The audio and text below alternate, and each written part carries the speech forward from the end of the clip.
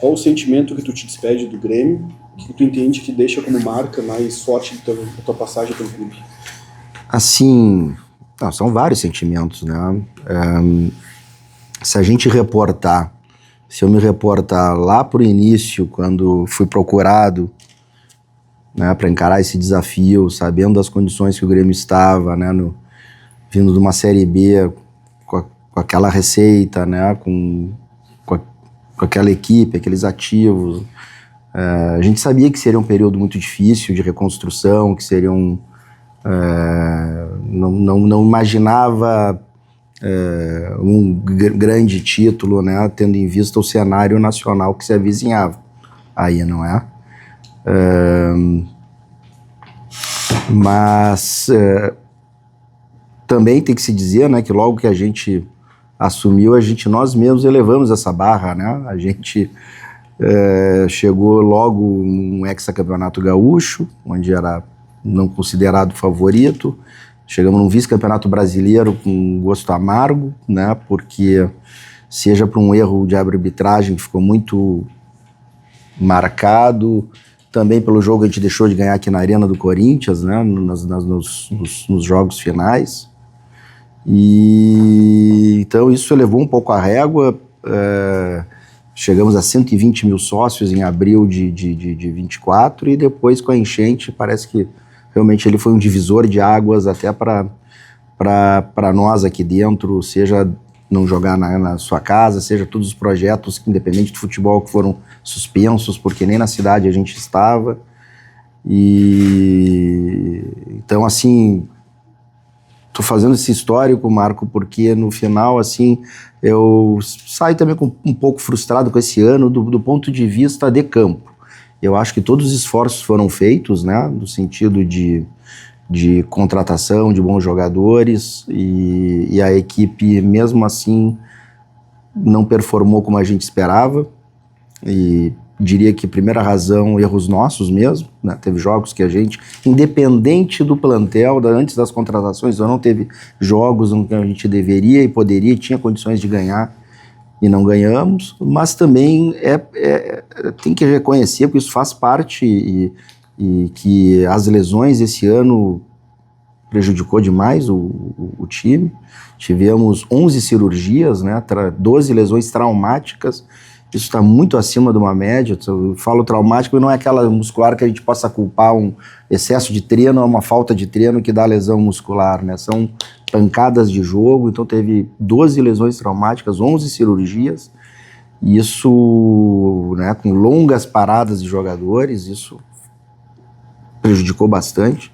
E também não posso deixar de dizer, ainda que exista perde-ganha de arbitragem, que é normal, mas esse ano foi, né, quantidade de pontos que acho que é um consenso nacional de que o Grêmio talvez tenha sido o clube mais prejudicado. Então isso tudo colaborou num ano um pouco acidentado, né, com a performance desse ano, que isso me deixa um pouco entristecido, mas assim, Marco, com a consciência tranquila de que a gente fez o melhor que podia com tudo aquilo que tinha em mãos. E tu sabe bem que não é só futebol, né? O Grêmio tem uma série de áreas, assim, uma série de outros temas em que a gente pôde colocar a mão e entregar, né? Até o próprio time. Acho que quando todos esses atletas estiverem à disposição, a gente já tem um time praticamente pronto. Mas em todas as áreas, na arena, na base, no feminino, no entorno, alça de acesso, a gente entrega com grandes melhorias. Assim, isso me orgulha muito do trabalho que o meu conselho de administração realizou. Então, assim, nessa multitude de Grêmios que o senhor tem, né, que muitas vezes não aparece, né, a gente foca muito no campo. Sim. Em questão financeira, questão fiscal, questão de estrutura, questão administrativa. Que Grêmio que será entregue para a próxima gestão? Vamos lá, em todas elas eu acredito que melhor do que a gente pegou, né? Talvez a fotografia do momento que mais se fale ali da parte financeira, a fotografia ali era realmente ela não é das melhores, né? Mas o filme logo adiante, ainda dentro de dezembro, possibilidades de grandes aportes de recursos, né? De valores ainda para dezembro, e não estou falando nem em venda de jogadores. Então, assim, obviamente que a gente quer que a nova gestão entre o mais rápido possível, acho que é importante para que eles trabalhem no futebol, né, tome as rédeas de algumas situações, mas se certificasse também um tempo mais, a gente conseguiria também finalizar essas questões financeiras, mas também não é um problema, porque o Grêmio é uma continuidade, assim a gente acredita. Só quero dizer aí para o nosso torcedor, para ti que está aqui, é que ainda que a fotografia ali seja ruim, existe a possibilidade de grandes aportes de dinheiro, né? Seja via recursos do Campeonato Brasileiro, seja outras questões da Libra, seja tiqueteira, seja fundos, enfim, tem uma série de possibilidades aí que vão permitir um começo que nós, por exemplo, não tivemos há 3 anos atrás. Pois é, presidente, uma dessas iniciativas que talvez os frutos certamente não serão colhidos pela sua gestão é essa possibilidade dos fundos, né? O Grêmio estruturou um fundo tricolor, que é para aportes de pessoas, torcedores, né? Sim, de empresários, e um segundo que também está sendo estruturado, que é o DOT. Eu não entendi bem qual é a nomenclatura disso. O que isso impacta para frente? Né? Isso já está adiantado, isso é uma boa ideia. O que acontece? Esse era um dos projetos, por exemplo, que acabou não andando em função da enchente. Não é? A gente teve todo um primeiro ano de tomar as rédeas da situação, de entender aqui o funcionamento do Grêmio em todos os seus aspectos e uma série de projetos construídos ao longo de 23 para, né, o restante da gestão. E já no início de 24, com a enchente, realmente esse é um tipo de projeto que parou e que não tem a ver assim, com o futebol em campo, mas que a enchente acabou atrapalhando. Até porque aqueles investidores que têm o seu dinheiro para botar, até eles esperam, né? Foram afetados com a enchente de alguma forma, ou em suas propriedades, nas suas empresas, ou no comércio, uma incerteza absoluta, não é? E já 25 já virou ano eleitoral, então o próprio investidor, ele segura, e a gente sentiu essa dificuldade, né, de comercializar e atrair o investidor para o fundo. Eu acho que esse é o tipo de medida muito acertada, né, que se a nova gestão fizer, porque está bem no início, tem 3 anos para estruturar e para que os investidores, então, tenham essa relação com a atual gestão, porque esse às vezes é o problema também do clube associativo, no sentido de que vou fazer um aporte agora, aqui no último ano, e ninguém sabe quem vai ganhar a eleição no final. E existia essa incerteza, né, nas eleições do Grêmio, né? Existia um risco no ar. Então, ultrapassado, né, vindo o Odorico, acho que isso dá uma possibilidade que já no início da gestão dele ele possa constituir esses fundos com os gremistas interessados em aportar, né, investir no clube. Uma questão também, Guerra, assim, que a gente, né, conversou na campanha, conversamos 200 vezes durante o mandato, que era a questão Arena. Chega ao final o mandato resolvido, né, teve, obviamente, a intervenção do Marcelo para viabilizar financeiramente essa compra. Você já tinha uma série de movimentos jurídicos, a gente lembra, né, que na véspera teve uma série de questões jurídicas. Agora parece também que tem um encaminhamento de um dos outros problemas que a gente sempre ouve o torcedor reclamar, que é o acesso. Essa questão dessa alça que pode ser construída, que está sendo viabilizada também para tentar resolver um pouco dessa questão que é o trânsito aqui na saída dos jogos, né? Marco, primeiro começar assim, até entendo, né, como presidente, quase ex-presidente aqui, né, decisões de que muito difícil tomar uma decisão de enfrentar a Arena como nós tomamos no início da gestão, né? Porque tu nunca sabe como o início de uma briga termina. Tu sabe que ela começa, mas a gente não sabe como termina. E em que pese, né, todos os limites tinham sido já alcançados, porque não dava mais para o Grêmio suportar algumas situações, né? E então assim, foi um trabalho bastante árduo nosso, difícil, né? Fomos penalizados muitas vezes, né? Eu dizia isso e talvez não ficasse muito claro, né? Nos serviços prestados e a maneira como nosso sócio era tratado, e o gramado e outras situações, e que com a Arena já de posse do Marcelo, depois do Grêmio, a gente viu como isso mudou, né? E felizmente esses atos, né, do nossos deram um resultado positivo e permitiu, né, a chegada do Marcelo, e se não fosse ele, obviamente, não teria, o Grêmio não teria essa condição financeira, mas a gente acho que criou as condições favoráveis para que chegasse um torcedor do porte do Marcelo e pudesse resolver, né, a questão financeira. E agora, paralelamente a isso, não só com relação à Arena, a gente vem tratando de várias questões no entorno, né? Uma delas é esse acesso, a famosa alça de acesso para a Freeway, que é muito importante aqui acreditar o vice-presidente José Carlos Correia Duarte, né, que fez disso. Teve 2 temas, né, que ele trabalhou muito aqui, os ex-atletas e a alça de acesso, onde se não fosse ele também acho que isso não teria acontecido. Ele foi gigante em todos os órgãos possíveis e imaginários e conseguiu viabilizar, e chegamos aqui muito próximo da aprovação. Hoje tivemos a visita aqui do prefeito, né, Sebastião Melo, com as plantas, com o próprio Demai, que faltavam umas questões ali, agora só falta o dinheiro, né, as emendas prometidas para a construção dessa alça de acesso, que vai permitir que depois dos jogos se escoe grande parte da torcida. Pelos números dito aqui, né, talvez em 40 minutos, se todos saírem por ali, a arena aqui, a região estaria vazia. Então isso vai melhorar bastante o fluxo. E tem muita coisa para fazer no entorno, né? Tem a questão ainda do bairro Humaitá, que a gente busca auxiliá-los, né? O Grêmio agora adotou a Praça Fábio Koff. Existem outras praças que são possíveis de adoção pelo Grêmio, que talvez seja interessante isso fazer, para que a gente possa melhorar ainda mais o entorno da arena.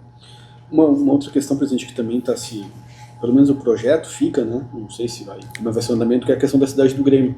Sim. Seria descentralizar aqui no bairro toda a estrutura do clube, seu treinamento, enfim, criar uma estrutura que, né, colocaria o clube num patamar. Marco, esse é um sonho dessa gestão, desse conselho de administração, que hora sai, né, que da cidade do Grêmio. Se a gente pegar todos os CTs dos clubes grandes do Brasil, eles são sempre muito longe, em outros locais, né, uma viagem enorme, desassociado do estádio, do clube, e aqui a gente tem uma possibilidade de ser ao lado da arena, né, uma área, eu acho que esse, do ponto de vista de administração e gestão, a gente tem essa dificuldade, porque o Grêmio é muito dividido, né, tem a categoria de base em Eldorado, feminino em Canoas, o Grêmio aqui, a escolinha acho que não conta muito, porque tu pode ter mais de uma escolinha, mas ela está no Cristal, então tu acaba tendo muitos custos adicionais em função disso, segurança, departamentos médicos, refeitórios, né, tudo a mais para cuidar de cada local. O ideal é concentrar tudo no mesmo espaço, de preferência ao lado do estádio, de preferência, né, perto, até que os profissionais acabam tendo uma relação, né? Por exemplo, aqueles que trabalham no CT, que é do outro lado da Freeway, eles não convivem com quem trabalha aqui na arena, né, na área de suporte, que é o jurídico, marketing, contas a pagar. Há um distanciamento que acaba sendo, eles se veem nos dias de jogos, 2, 3 vezes ao ano, e o ideal na gestão é ter todos perto, até do ponto de vista técnico no futebol, tu ter os campos do profissional, poder o treinador, acabou o treino, ver o treino do sub-20, sub-20 vai ver o do 17, né? Ter tudo muito próximo, ter um centro de saúde. Eu acho que se pensar o Grêmio para 50 anos, eu acho que caminharia por aí, e a gente tentou de várias formas dar continuidade nesse projeto. A enchente também atrapalhou, porque a gente estava negociando uma parte lá da área do Cristal, devolvendo à prefeitura, que tinha interesse da Multiplan, e a gente talvez com esse recurso adquirisse essa área, mas ao final a prefeitura utilizou esses recursos justamente para, né, da Multiplan, justamente para a enchente, porque a cidade foi toda afetada, então esse projeto acabou também sendo adiado. Mas em que pé que fica esse projeto? Ele fica como... Não, ele fica, é o projeto do Grêmio, né? É um projeto que vai ficar aqui, querendo a nova diretoria dar continuidade ou não, ela poderá, né? A gente, no que puder também auxiliar, informar e colaborar com isso, obviamente, terão da nossa parte. Agora aqui, né, se tiver interesse isso continuar, se achar que isso é viável e que se tem uma convergência de pensamento de que, pensando o Grêmio para daqui a mais tempo, seria importante ter essa área, certamente a próxima gestão vai saber tocar. Isso tem um cálculo de custo, de tempo de execução de obra? Não, existe o valor primeiro do terreno, né? Uma coisa de cada vez, assim,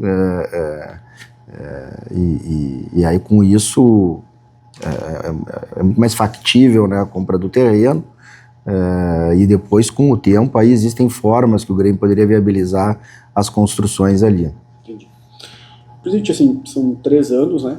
A gente tem aquele primeiro ano de muito sucesso com um projeto ali com o Soares, Sim. Com toda uma campanha que rapidamente se mexeu no grupo e todo mundo que veio deu a resposta imediata. No segundo ano teve essas transformações de novo no elenco, mais ajustes, e no terceiro também. E teve enchente no segundo ano, né? Esse enchente, que é o... né, que foi muito difícil, que a gente né, viu. A arena foi praticamente reconstruída, alguns setores, né, algumas questões estruturais foram muito mexidas. E esse ano teve, né, um processo político também que foi, né, historicamente nunca se deflagrou tão cedo um processo político. Teve a questão do Marcelo, que seria candidato, não foi. Muitas coisas aconteceram, assim, a gente estava até brincando antes de começar a entrevista que pareceu que foi muito mais tempo, né? Para quem esteve aqui em todo esse processo, foi realmente essa sensação, assim, de tantas coisas, porque num período de 3 anos mudou a realidade do futebol brasileiro, mudou, né? Com SAFs, com projetos como Flamengo e Palmeiras decolando. Mudou. Como é que foi navegar por todo esse... Não foi, a gente sabia que ia ser muito difícil, como eu falei no começo, até pela própria situação do Grêmio. Mas a verdade é que esses 3 anos foi quando o ápice de algumas SAFs, né? Quando, por exemplo, o Botafogo realmente investiu o que investiu e chegou aos títulos, o Pedrinho chega no Cruzeiro, o Bahia também começa a colocar o dinheiro a partir de 23, e ele escapa do rebaixamento ainda em 23 na última rodada e começa...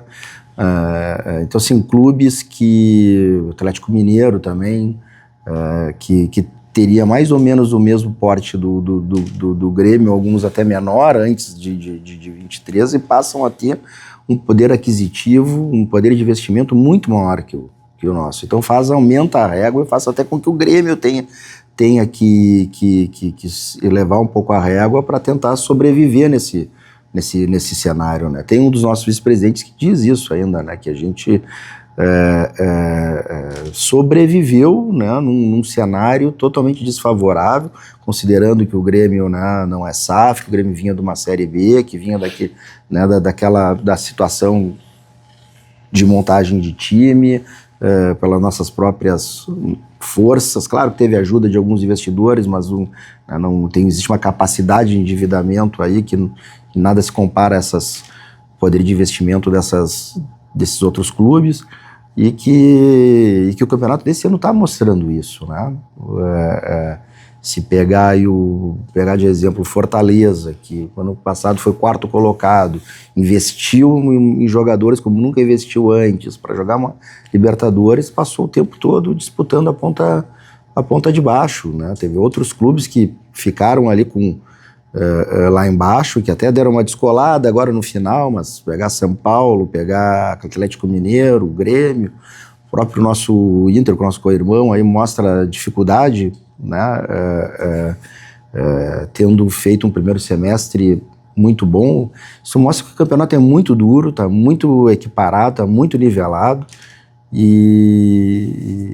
então assim, sobrevivemos nesse cenário que não era conhecido antes de 23, ali em 22, quando a gente, né, não tinha o fenômeno das bets também, as SAFs se falava, mas não se tinha ideia do aporte delas, e a gente vê jogadores aí contratados por 15 milhões de euros, 25, 20, 10, quando o histórico do Grêmio, né, as maiores contratações da história do Grêmio, seja em outras gestões, falando em dólar, é 4 de dólares, 4,5 no máximo, assim, nunca passou desse valor, né? Isso já reflete a diferença de investimento. Eu queria perguntar para o senhor também uma questão que também foi... Já existia antes, mas assim se cristalizou e se fixou no seu período de mandato, que foi o surgimento de veículos exclusivamente identificados, né? Ou até conhecidos hoje como os influencers, né? Existia essa figura nas jornadas esportivas, existia pontualmente, e de repente, uma hora para outra, de participantes viraram veículos e ocupando espaço, e hoje estão, né, é um modelo de mercado na imprensa que se formalizou, que se fortaleceu. Do ponto de vista de quem administra o clube, como é que é ter essa outra parte de imprensa no dia a dia, porque é diferente, né? Nenhum outro presidente teve que lidar com essas questões como o senhor, como hoje todos os presidentes de clubes lidam, mas é diferente, imagino. Sem dúvida, né? Eu acho que eu fui o primeiro, né? O Romildo ainda um pouco, mas o auge foi agora, nesses 3 anos, e talvez a gente tenha um novo, né? Agora o Odorico talvez enfrente isso ainda mais ainda, né? É diferente, não vejo muita, assim, vantagem para o clube nisso, a não ser pessoal para aqueles que fazem isso, né? Acho, por um lado, eu fico, assim, aí botando meu chapéu não só de presidente, né, mas agora de advogado, que eu tenho uma OAB que regula os profissionais, que a gente tem uma determinada ética de trabalho. Eu acho que isso deveria acontecer, né? Inclusive para vocês que se formam em jornalismo e que tem toda uma ética de trabalho, e que a gente não vê muito nessas redes, porque a gente sabe que a carnificina, quanto mais falar palavrão e mal, dá mais ibope, dá mais like, dá mais... Isso, do ponto de vista de quem está aqui, ele não ajuda, né? Ele mais atrapalha do que colabora, né? Mas é uma realidade que se instalou, a gente tem que se adaptar, né? E desejo sorte aos próximos presidentes com essa nova realidade. É que eu me lembro, presidente, assim, na época da contratação dos pais naquele ano, era assim, Guerra, te amo, né? Mesmo que ofensas, enfim, críticas mais... Não, mas assim, primeira coisa, assim, nem Jesus Cristo agradou a todo mundo, né? Isso então, nunca me passou pela cabeça ser unanimidade ou agradar, mesmo com o Soares. Não foi um ano fácil, sabe bem, Marco, tudo que eu passei. Eu não acho que tenha sido mais fácil do que esse ano, apesar de um vice-campeonato brasileiro, hexacampeonato, foi muito difícil também. Não tenho a pretensão de agradar, né? Agora, também não sou bobo de saber de que influência, o próprio nome diz, né? Influencia a opinião de pessoas, leva, né? Muitas vezes mostra o lado vazio do copo, não mostra a parte cheia. Muitas vezes a gente tem que tomar decisões impopulares aqui, mas decisões do ponto de vista importantes, institucionais, e aí, né, buscam muitas vezes mais o benefício próprio do que o coletivo ou do próprio Grêmio.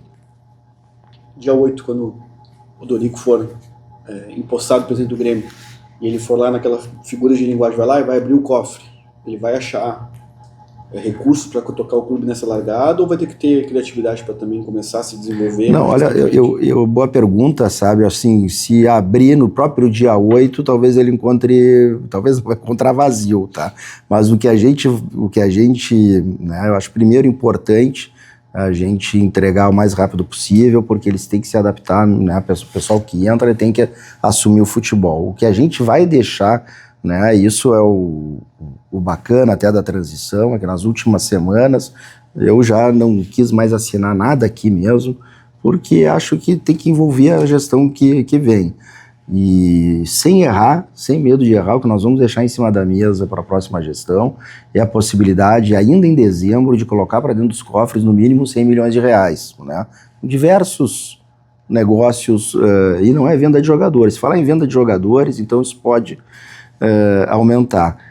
De novo, a gente nunca disse que, né, vamos dizer que o Grêmio está em perfeito estado, mas está em melhor do que como eu peguei há 3 anos atrás, e eu gostaria de, ao menos há 3 anos atrás, poder ter essa expectativa de receber no mínimo 100 milhões de reais para poder, né, quitar algumas contas, poder investir e poder ter a tranquilidade, ao menos nos primeiro, segundo mês, para daí a coisa andar. Então, assim, tem belíssimas possibilidades. Eu acho que dentro do nosso projeto, né, de 3 anos, pegamos um time que não tinha muitos ativos, como a gente diz, mas a gente minutou alguns meninos, e é natural a venda de alguns atletas para pagar essas contas. Todos os clubes vivem disso, né? Vivem assim. Então, se vender ainda 1 ou 2 atletas, né, como se especula, e ainda a quantidade aumenta, mas tem aí boas expectativas, como por exemplo, Tiqueteira, tem uma situação da própria Libra que eu vou passar ao Aldorico, tem fundos, enfim, tem algumas coisas que já está tudo impresso, assim, quase com as propostas, né? Não é nem, como é que se diz, sondagens, são coisas concretas, né, formalizadas, que pode colocar nos cofres do clube no mínimo 100 milhões de reais ainda em dezembro. Presidente, tem uma das questões também que eu estava analisando de material era da recuperação do imposto que foi retido na fonte. Esse valor ele também a curto prazo, é uma questão que mais para frente? Ou não, ele já é uma compensação automática, né? Então a gente já está fazendo disso, né, deixando de pagar usando a compensação, né, e tem todas as garantias jurídicas para assim fazer. Entendi. O presidente Romildo, no seu discurso de encerramento lá, disse, se eu puder deixar um conselho era aquela questão de não se entregar a pessoas. Eu não me lembro qual foi a expressão que ele usou. Queria saber se o senhor tem também algum para dar ao Aldorico, porque a gente sabe que assumiu às 8 horas, às 8h40 já tem mensagem do presidente perguntando de contratação, de quem vai ser o técnico. Não, eu acho que eu estou pensando ainda que vou botar no discurso ali, mas sem dúvida nenhuma que tenha muita paciência, muita resiliência, né? Ele vai escutar conselhos de 1 milhão de pessoas, e cada um deles tem uma ideia diferente para o Grêmio, que essas vezes as pessoas não se dão conta quando a gente recebe. Então, no final, ele vai ter que decidir pela cabeça dele, né? Vai ter que ter, obviamente, que 1 ou 2 pessoas muito próximas que ele confia para trocar uma ideia, mas sempre quando a responsabilidade é nossa, é importante que a gente, né, então decida pela nossa cabeça, não pela dos outros. Mas vendo esse cenário atual, especialmente, né, que tu perguntou antes, de mídia social, dessa instantaneidade, né, que tá de ver informação rápido, e passa isso para o futebol, e hoje em dia parece que não pode perder um jogo, né? Parece que sempre tem um culpado para quem perde, a gente não vê qualidade no adversário, a gente não vê. Então, assim, que tenha resiliência, paciência, né, respire fundo e toque em frente, que passar rápido. Se o senhor, assim, das suas decisões, das questões, sempre foram intervenções da gestão, o senhor entende que alguma delas, assim, agora no contexto mais distanciamento, foram equivocadas, o senhor gostaria de daqui a pouco ter tomado uma outra direção? E qual que o senhor acha que uma decisão que a história vai dizer, ó, lá atrás, viu, se não fosse isso, teria tido problema mais na frente? Olha, eu acho que tem várias essas aí pequenas que a gente, talvez agora aqui é difícil de... Mas, assim, sem dúvida nenhuma, o trabalho, de novo, foi uma decisão difícil enfrentar a gestora e o nosso parceiro, né? Mas ela se mostrou no final acertada, ainda mais com a vinda do Marcelo. Aí, então, acho que isso é algo que fica. Acho que a gente acertou. O futebol é sempre uma aposta, né? Acho que na maioria das vezes acertou, né? Outras vezes não, obviamente. Mas assim, foi feito todo o esforço possível para que a gente alcançasse todos os objetivos. Obviamente que a gente está falando muito mais em campo, tá, né? O torcedor, ele quer saber da bola na rede. E ali também foi feito. Eu acho que o Grêmio tem uma equipe praticamente pronta. É claro que requer oxigenação, tem atletas que podem sair, tem valor de mercado, se troca, assim, mas a gente tem uma espinha dorsal muito boa, que se a gente, quando tiver todos os jogadores à disposição, acho que vai ser um time difícil de ser batido. Esse ano, especialmente, a gente sofreu muito com isso, né, com as lesões, mas fico feliz de poder entregar isso. O que eu faria, que eu não fiz, eu sei agora, né, olhando para trás, mas é fácil falar depois que a gente apostou e não deu certo, né? Então, não há nada, um grande arrependimento, mas talvez um deles que eu sabia do início, mas a questão financeira, né, sempre aperta e a gente bota todas as energias no futebol, mas foi talvez ajudar mais o setor do Eurico aí de vocês da comunicação, que eu acho que merece uma atenção especial, tendo em vista, né, a situação que tu próprio colocou aí, né, das redes, e tem que o clube se adaptar, encarar de uma forma diferente todas essas ferramentas, né? Cada uma delas é uma expertise diferente. Eu achei que o senhor falou ali disso, uma questão financeira. Pensei que o senhor ia falar da questão do Renato, que quando no final do ano se conversou, porque a gente sabe da sua relação com o Renato, que ela vai de muito mais longo claro. do que essa gestão agora. São amigos, que naquela questão, naquele momento de fazer aquela aposta, daqui a pouco também, o Renato mesmo entendia, também era um momento igual. O que eu falar do Renato, tá louco? O Renato é um dos maiores treinadores do Brasil, não tenho dúvida disso, e da história do Grêmio uma hora, né? Ficamos 2 anos juntos nessa gestão, me ajudou barbaramente, ajudou o Grêmio, mas essa é uma questão importante também, né, de se falar, e ele sabe disso também, né, que ele é uma entidade aqui, e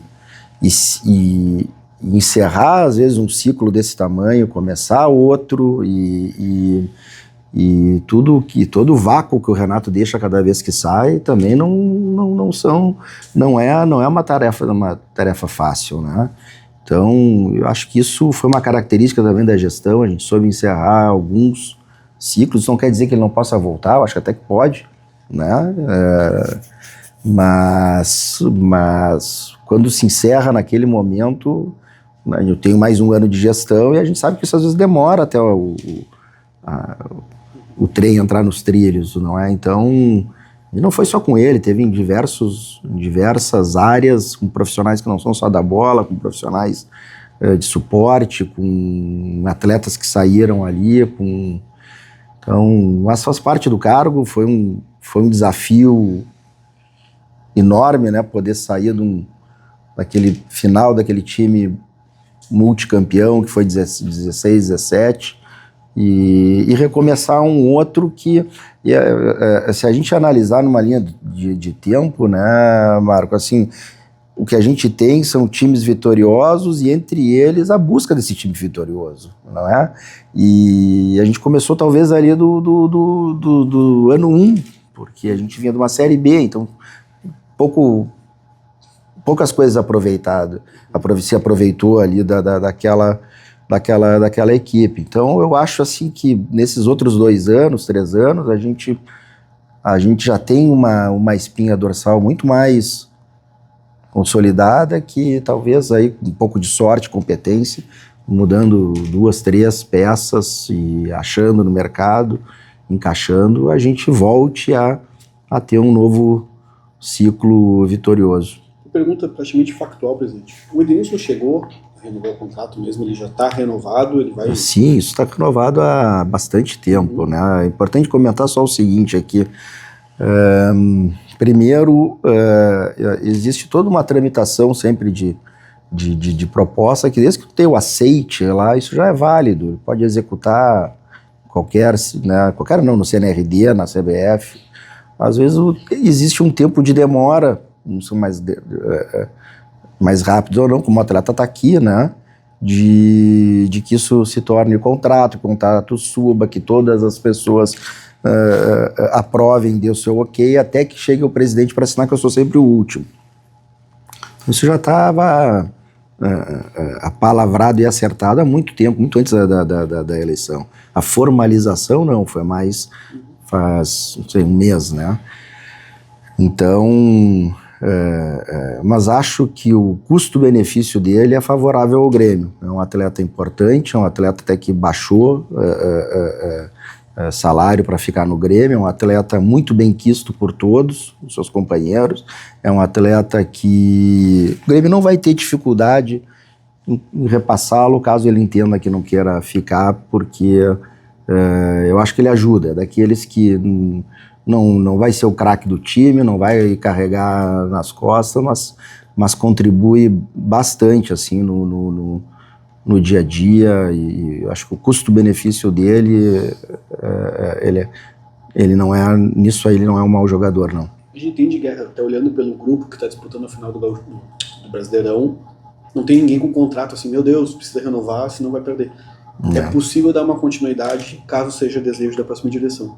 O senhor entende que isso daqui a pouco também é um legado positivo, que se tira o peso de precisar correr atrás de um time, como foi o seu caso, né, de precisar reconstruir um grupo de jogadores para uma competição, isso também facilita uma próxima gestão? Daqui a pouco eu entendo, Marco, o Grêmio é uma continuidade, né? Eu entendo as questões políticas do Grêmio, mas o que a gente não pode é a cada 3 anos acabar com tudo e começar do zero de novo. Não é? Eu não fiz isso quando peguei um time de série, né, vindo da Série B, se aproveitou o que se podia, aos poucos foi fazendo toda uma transformação. O próprio Filipão falou isso, que é o nosso coordenador técnico, que vai ficar na próxima gestão, né, que acha que o time também tá muito bom quando todos os atletas estiverem à disposição, e acho que isso facilita, e esse até foi o planejamento, sabendo que o campeonato começa em janeiro esse ano. Né? Não começa em abril, como normalmente começavam antes, né? Já começa em janeiro, e isso vai dar tempo, e isso é natural que a direção antiga tenha uma certa influência nos primeiros 6 meses da direção nova, da direção nova. Isso é natural, porque por essa continuidade. Assim como eles, daqui a 3 anos, caso saiam, né, tomarão decisões ali no final que vai repercutir nos primeiros meses da gestão futura e assim por diante, né? Então eu acho que isso facilita, dá tranquilidade, inclusive, para que eles possam fazer as alterações nas peças que eles entenderem sejam que eles tenham que fazer. O Grêmio começa o ano com uma nova marca, né, com uma fornecedora nova, mas a questão do patrocínio master fica em aberto. Já tem alguma proposta? Tem várias. Tem várias. Formalizada mas isso é bom tu, né, perguntar para a gente possa esclarecer, né, que primeiro nós tínhamos, o Banrisul sempre foi um grande parceiro, né, Marco? E o Banrisul, toda vez que eu pessoalmente conversava com o presidente do Banrisul, ele trazia da preocupação dos acionistas minoritários, em que o banco era o único que estatal que ainda permanecia no futebol, que eles tinham uma preocupação, que existem lá os riscos, né, de rating, o banco trabalha muito com risco, o futebol sempre foi um risco alto, então aí eles tinham uma capacidade de investimento, de patrocínio, que estava ficando um pouco abaixo, né, do que os outros nossos concorrentes nos estavam ganhando com outros patrocínios. Então nós tínhamos um patrocínio entre Manga e Master de 30 milhões, eles já tinham dito que não queriam mais as mangas, então ficaria os 23 pelo Master. Diz que 23 não tinha como a gente competir com os outros clubes fora do Rio Grande do Sul. E trabalhamos em conjunto, né, nessa Inter e Grêmio e Inter, conseguimos passar então de Master para frente para um Master Costas por 18 milhões, quer dizer, perdemos 5 somente aí, né? E hoje nós, no caso do Grêmio, nós tínhamos o Esporte da Sorte, que não queria se transformar no Master, não queria colocar mais dinheiro, colocava em torno de 15 aqui no Scudetto. E aí fomos atrás alcançamos a Alfa, que no primeiro ano era em torno de 47. Então tirou os 20, ainda 27 a mais. Então foi um grande negócio, tanto para Grêmio como para Inter. Me lembro, inclusive, de ligar para o pessoal da Brax, que trabalha com essas bets, e terem a maior das boas referências da Alfa, que eram pessoas que já trabalhavam no meio, com investidores de fora, e por isso aceitamos. O que acontece é que, infelizmente, em algumas situações, os sócios brigam, né? Eu que trabalho também com direito societário, vivo um pouco disso, os sócios brigam, isso aconteceu na Alfa, não é que houve estourou a bolha da Bet, não, mas o Flamengo conseguiu agora 265, né? Agora hoje, se não me engano, o Cruzeiro também anunciou um novo patrocinador, mas aconteceu deles brigarem e querem sair do patrocínio, deu um problema de fluxo de caixa neles. E tentamos negociar, não deu, chegamos no momento em que então decidimos pelo rompimento e fazer um caixa nesses 2 últimos jogos com a parceira, com a Energia, que tem uma possibilidade, ela pode também, se quiser continuar aqui o ano que vem. Mas existem propostas, tá, de outras bets, inclusive uma das Big Four aí, que também vai ser colocado, isso também faz parte do que eu te disse aí de dinheiros que podem vir ainda em dezembro, para que seja, né, colocado uma outra patrocinador para o ano que vem. E mesmo que não seja essa, o Grêmio não vai ficar 2, 3 meses sem patrocínio. Agora, uma coisa é certa, se for 23, aí tem fila de 10 querendo, né? O que a gente está fazendo é querendo valorizar esse ativo, mais do que a gente já recebia, né? A gente acha que cabe, só tem que ter paciência essas coisas, assim. Então, não adianta atropelar, não adianta ir na onda de críticas de mídia social, porque saiu agora. A gente tem que valorizar um ativo que é importante, que é a principal exposição do clube, e tenho certeza aí que em breve a gestão do Dorico aí vai anunciar um grande patrocinador. Uma questão que fica em aberto da próxima gestão também é a questão do técnico. Sim. Que viu o trabalho do Mano, acha que ele tem condições de continuar, que ele é um cara que pode dar continuidade ao trabalho e colher os frutos ainda nesse novo início? Marco, assim, eu obviamente, né, eu acho que essa é uma relação muito de confiança. Tem várias situações aqui que é uma relação de confiança entre presidente, treinador, vice de futebol, treinador, coordenador. Eu, obviamente, confio muito no trabalho do Mano, né? Tive muito pressionado algumas vezes em tirá-lo, e justamente por acompanhar os treinos e saber da metodologia, saber o que os atletas pensavam, decidimos sempre mantê-lo com muita convicção, né? E agora, eu acho que para dar certo isso passa pelo aquilo que a gente já tem escutado os dois, tanto o Dorico quanto o Mano falando. Eles têm que conversar, né, se entender, traçar os objetivos, alinhar as expectativas, porque, né, porque senão, se isso não for feito, aí sim é uma receita para dar errado já, né? Então essa seria a minha opinião sobre isso, embora da minha parte eu confio no Mano, é um dos grandes treinadores do futebol brasileiro, e tem estofo para pegar um clube do tamanho do Grêmio, nas condições atuais, na pressão que é hoje em dia. Você tem que pensar bastante.